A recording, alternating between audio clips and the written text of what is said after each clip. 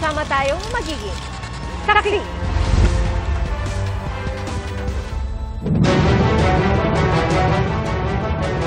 Bago sa saksi, nagliyab ang isang motorsiklo sa Davao de Oro. Nadamay ang sakay nitong bata nang mabuhusan siya ng gasolina. Saksi si Jandy Esteban ng GMA Regional TV. Tubig ka, Brede! Tubig ka! Hagulgol ng isang bata ang bumulabog sa mga nasa New Bataan, Davao de Oro kaninang alas 2 ng hapon. Kasamang nasunog ang bata na magliyab ang motorsiklo sa di kalayuan. Tulong-tulong ang mga residente sa pagsaboy ng tubig para masagip ang bata. Ayon sa New Bataan MDRRMO, bago ang insidente, nakasakay sa motorsiklo ang bata kasama ang kanyang ama at isang kapatid. Nasa kabilang motorsiklo naman ang ina at isa pa nilang anak. Pauwi noon ang mag-anak mula sa bakasyon sa Mati City, Davao Oriental. Base sa investigasyon, habang nasa daan, umaapoy na ang motorsiklong minamaneho ng ama. Pero pagdating sa barangay Kamanlangan, natumba ang motor. Pagkatumba, nasunog. Sa tumba, natanggal ang taklog sa tangki sa motor. Ang bata, nabasa sa gasolina. Pagkasunog, mauday ang bata lang ang nasunog. Nagpapagaling ngayon ang bata sa ospital. Sa assessment sa ito ang NDRR personnel responder na mo, ma'am. Nagkakuan siya ng second degree burn sa iyahang naong sa lawas. Patuloy ang investigasyon sa insidente. Para sa GMA Integrated News, Jandy Esteban ng GMA Regional TV, ang inyong saksi. Libu-libong pekeng birth certificates ang ipakakansela kasunod ng pagpapatupad ng total POGO ban sa bansa. Kukunin naman ng gobyerno ang mga ari-ari ang nabili sa iligal na paraan. Saksi sa Salima Refran.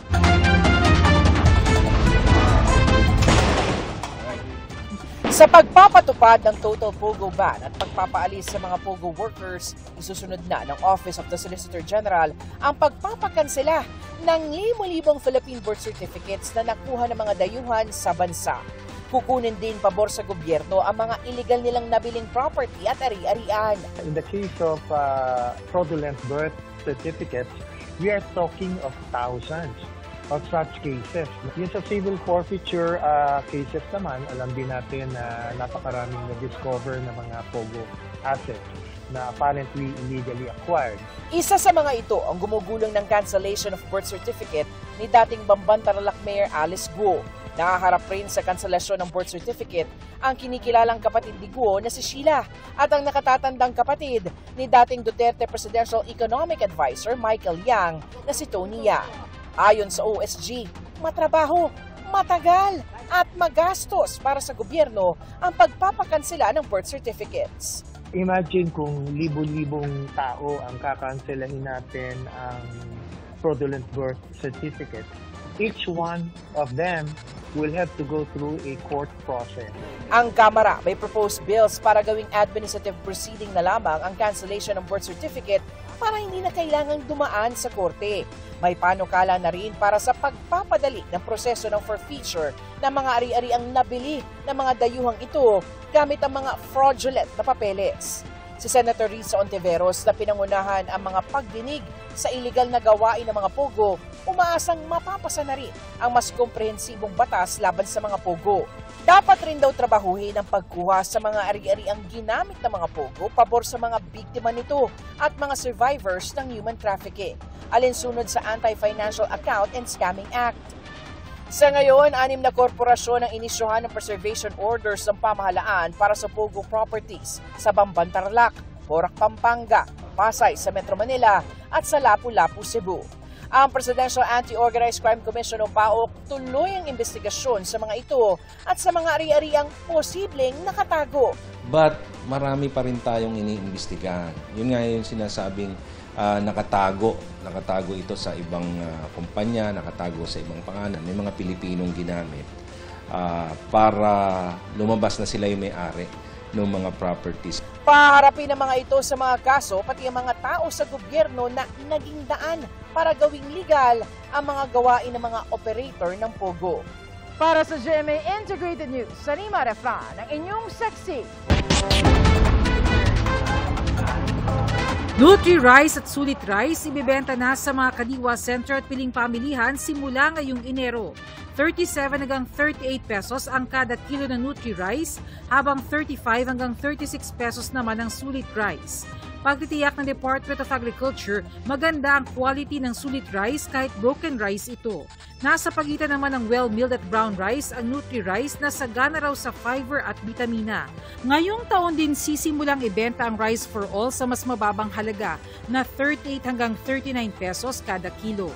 Submarine drone na mula umano sa China na bingwit ng mga mangingisda sa San Pascual, Masbate noong December 30. May haba itong 2.72 meters pero hindi raw gumagana, sabi ng pulisya. Base sa kanilang pananaliksik, may marka na HY-119 ang drone na tumutukoy sa isang Chinese underwater navigation and communication system.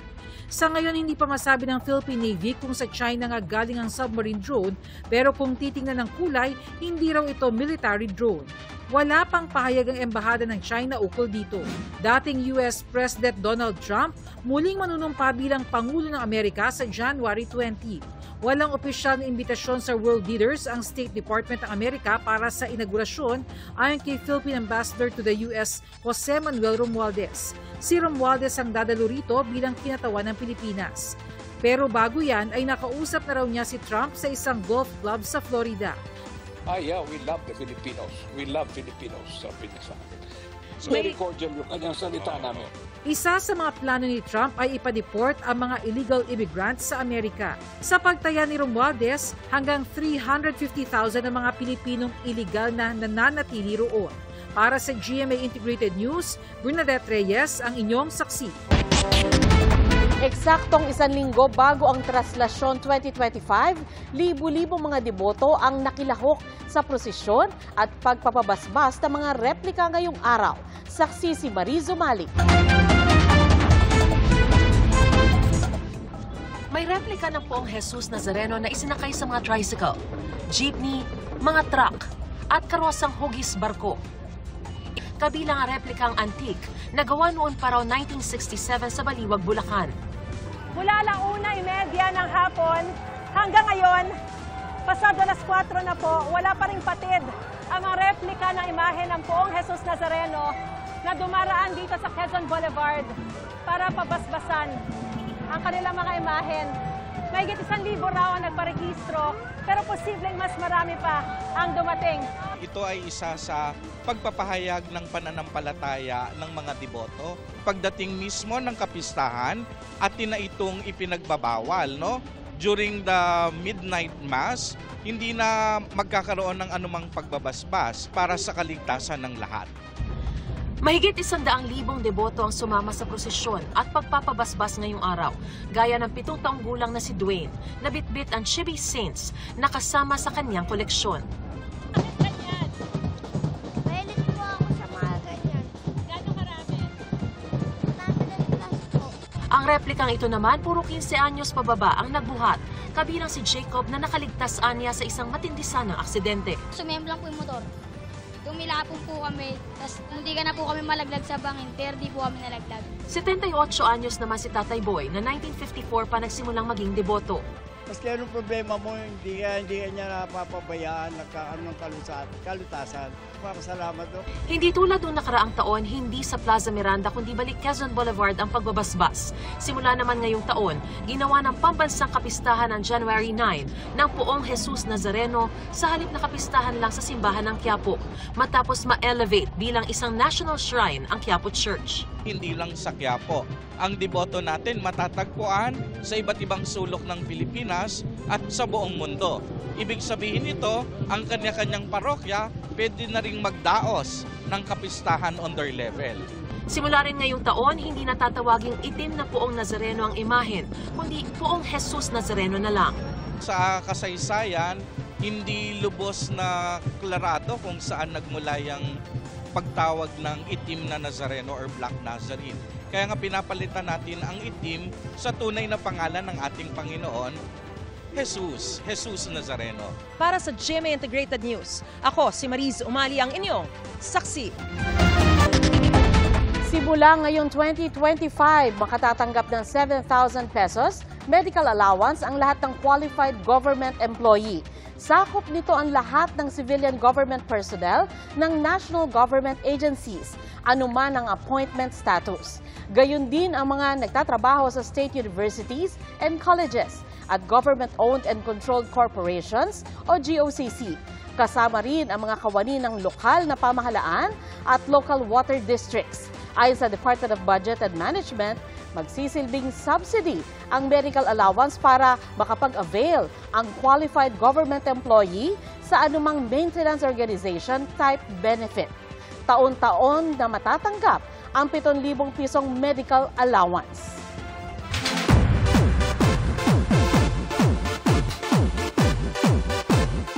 Alam daw ni Metro Manila Film Festival 2024 Best Supporting Actor Ruru Madrid na hindi siya ang first choice para sa kanyang karakter sa pelikulang Green Bones. Kaya naman itinodo niya ang effort para patunayang karapat-dapat siyang mapasa sa cast o mapasama sa cast. Sabi rin ni Ruru, mas lalo niyang pinahahalagahan ang bawat aspeto ng pag-arte matapos matanggap ang award. Palabas pa rin sa mga sinehan nationwide ang Green Bones, kung saan ginamit daw ni Ruru ang natutunang teknik sa pag-arte. So meron din akong ginawa dito na may tinry kami ng acting coach ko na may scent ako na ginagamit. At dun sa scent na yun, every time na ginagamit ko siya, it's easier for me na makapasok doon sa karakter ko. Because pagka naamoy ko na siya, ito na ako, si Javier na ako. Bukod sa Green Bones, dapat ding abangan ang pagbabalik ni Ruru sa Season 2 ng Lolong. Mapapanood yan sa GMA Prime.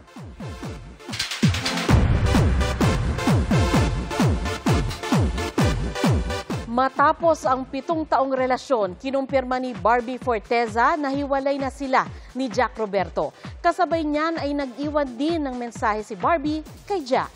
Narito ang ating showbiz saksi. Ang ganda po ng araw, di ba? Ganda nga.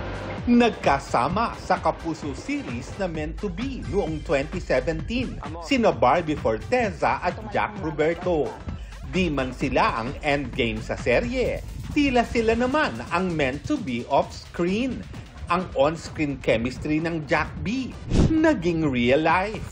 Naging saksi ang paglipas ng taon at iba't ibang tagpo sa kanilang relationship goals. Feeling ko siya yung lucky charm ko. Kasi parang ever since naging kami, parang nagtuloy-tuloy din talaga yung magagandang opportunities ko. Very supportive nga raw sila sa achievement ng bawat isa. Tapos ka-message ko pa rin siya. Kino-congrats ko nga sila. Sila na parang biglang skyrocketing pa. Support na lang sa nila ko yan. Napag-usapan na rin daw nila ang tungkol sa kasal. Pero napapag-usapan na ang kasal. Opo. Ang may bahay. Pero gaya ng ibang relasyon, may mga hamon din silang pinagdaanan. What was the most challenging, if there was any? Quality time. Nitong December, magkasama pa silang nag-celebrate ng birthday ni Jack. Pero kanina, sa isang Instagram post, kinumpirma ni Barbie ang breakup nila ni Jack. Bittersweet ang mensahe. Sabi ni Barbie, puno ng saya, pag-ibig at ramen ang 7-year relationship nila. Tinawag din niyang exceptional ang ibinigay sa kanyang pagmamahal ni Jack. Pero anya, may mga bagay na kailangang magtapos para magbigay daan sa magagandang bagay. Nagpasalamat si Barbie kay Jack at sinabing may you find the love you deserve. Hiling niya sa publiko ay pangunawa sa kanilang sitwasyon. Wala pang pahayag kaugnay nito si Jack.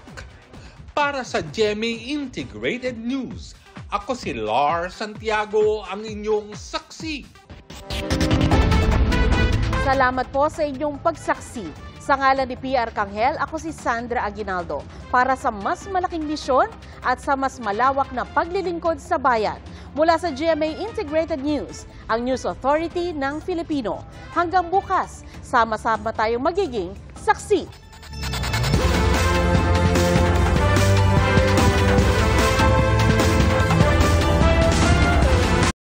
Mga kapuso, maging una sa saksi. Mag-subscribe sa GMA Integrated News sa YouTube para sa iba't ibang balita.